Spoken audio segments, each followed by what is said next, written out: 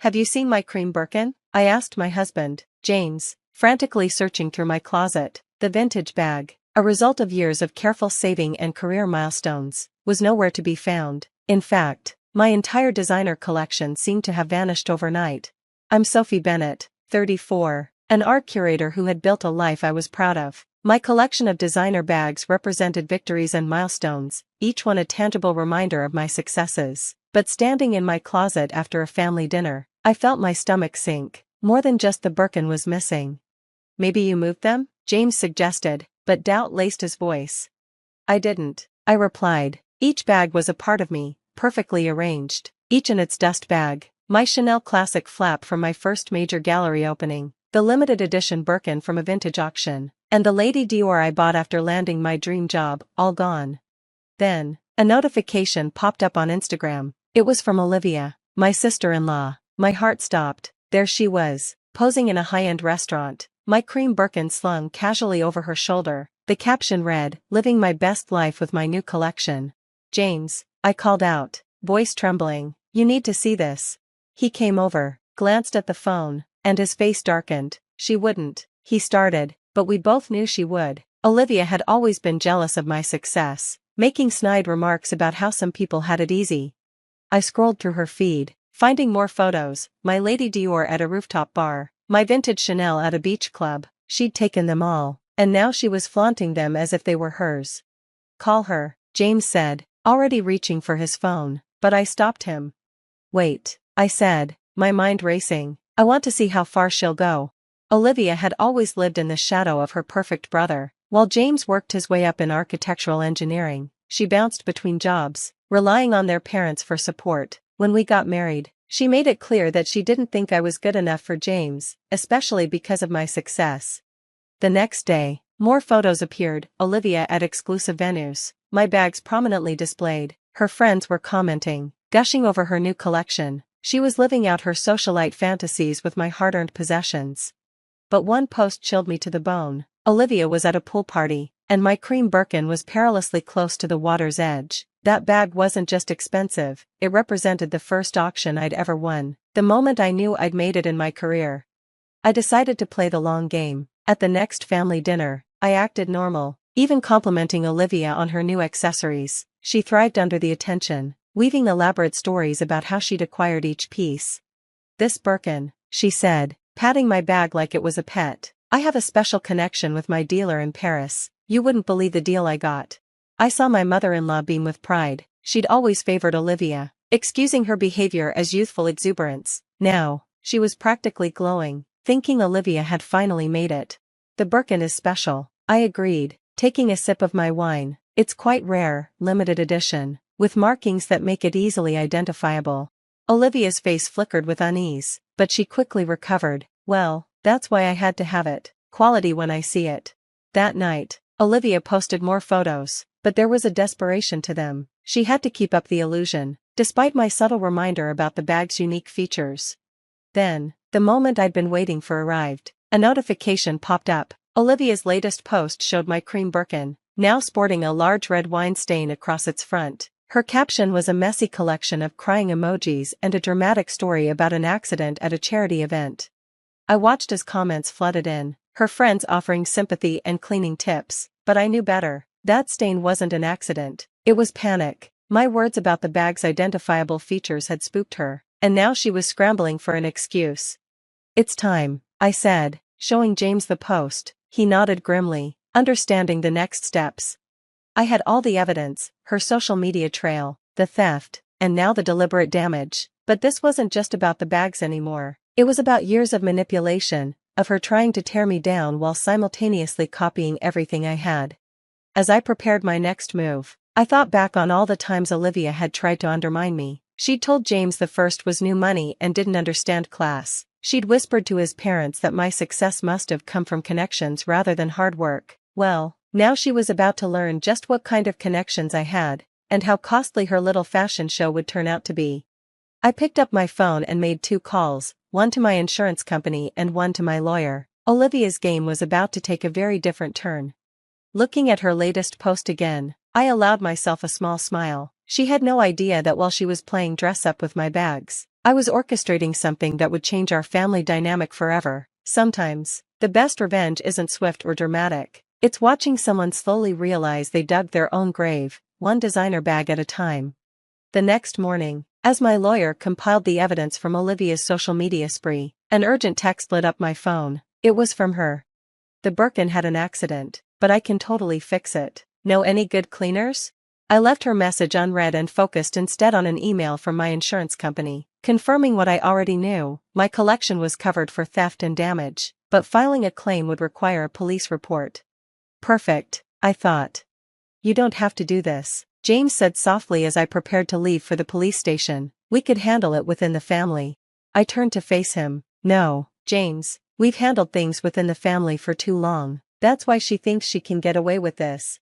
At the police station, I laid out everything: the theft, the social media evidence, the deliberate damage. The officer raised his eyebrows when I mentioned the Birkin's value.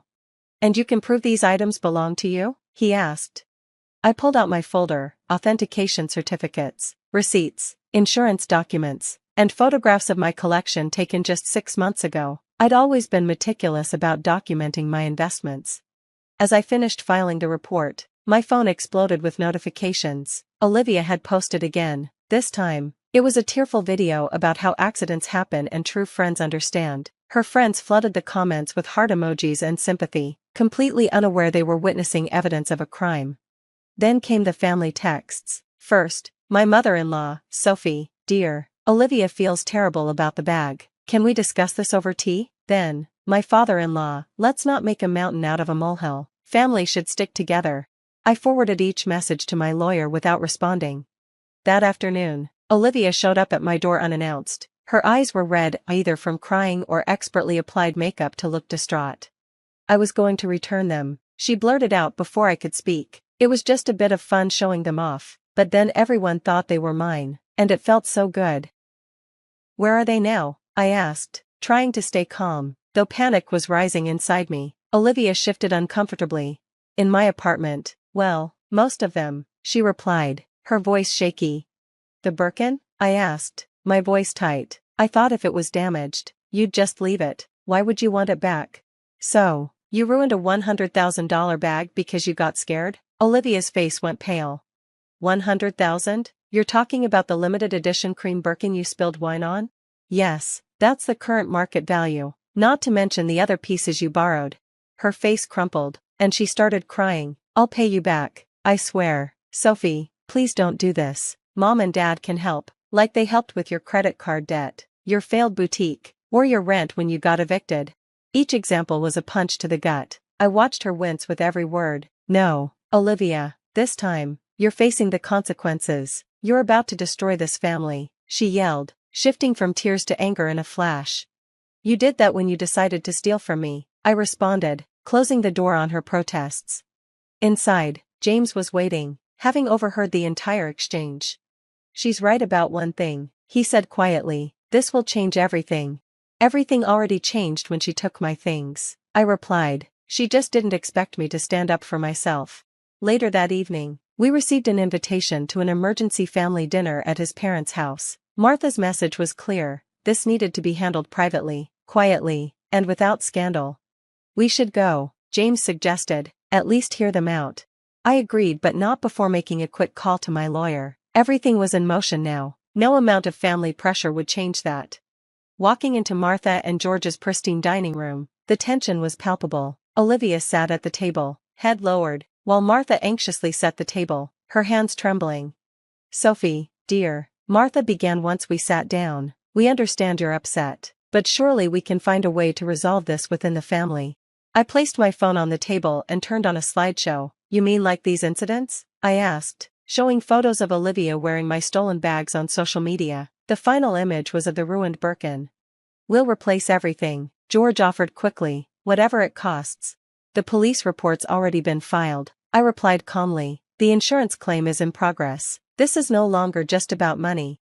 Olivia's eyes shot up. Police report? You actually went to the police? What did you expect? I asked, meeting her gaze. That I'd just let you steal thousands of dollars worth of bags and damage them? Because we're family? I was going to return them, she argued. After you ruined them? After flaunting them as if they were yours? After you deliberately damaged something irreplaceable when you got scared of being caught? The room went silent. Martha stopped fidgeting. George stared at his plate. And Olivia looked genuinely scared. What happens now? James asked, breaking the silence. I stood, gathering my things. Now we let the legal system handle it. And maybe, just maybe, Olivia will learn that actions have consequences. As we left, I heard Martha sobbing and Olivia shouting about betrayal, but for the first time since all this started, I felt a sense of peace. Sometimes, standing up for yourself means enduring the storm of family disapproval. The next morning, the police arrived at Olivia's apartment. I didn't need to be there, the evidence was clear. By afternoon, all my remaining bags were recovered, and Olivia was facing charges of grand theft and property damage. What happened next surprised everyone, especially Martha and George. Instead of immediately bailing Olivia out, they took a step back. Maybe they finally realized that always shielding Olivia from consequences led to this moment. James said. We failed her, George admitted during a private conversation with James. We should have stopped this behavior years ago.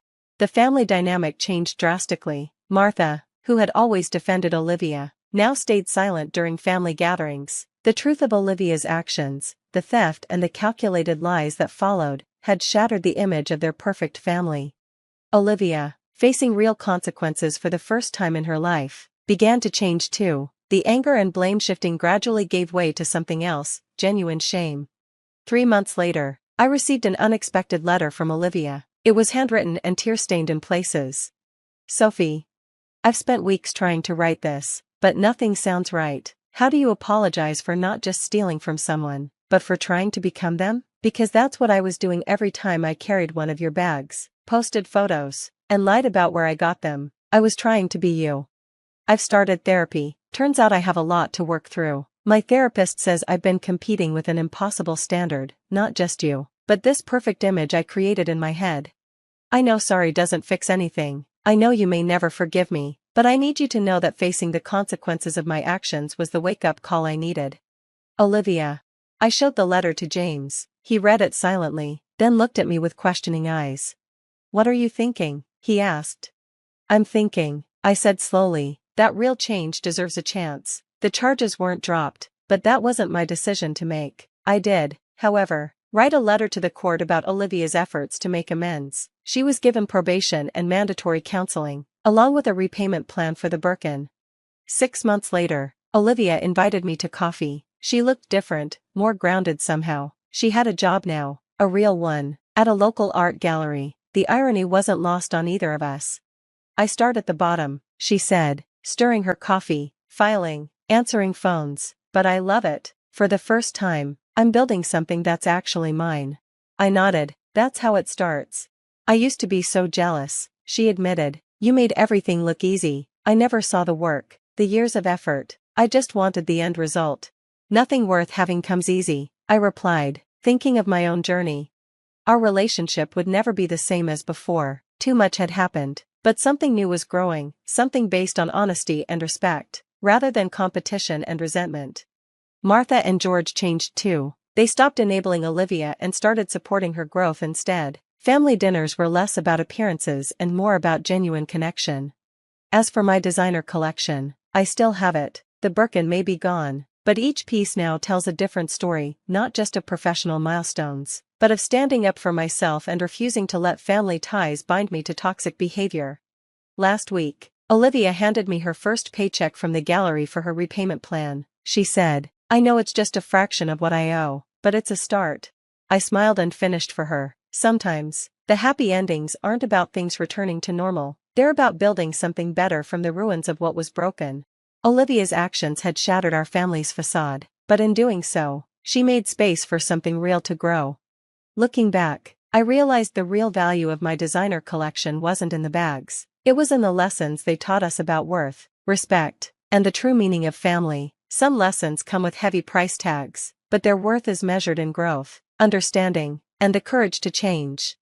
The Birkin may be gone, but what replaced it? Genuine respect, honest relationships, and real personal growth, worth far more than any designer bag could ever be. Thanks for watching. See you again in the next video. Stay stunned.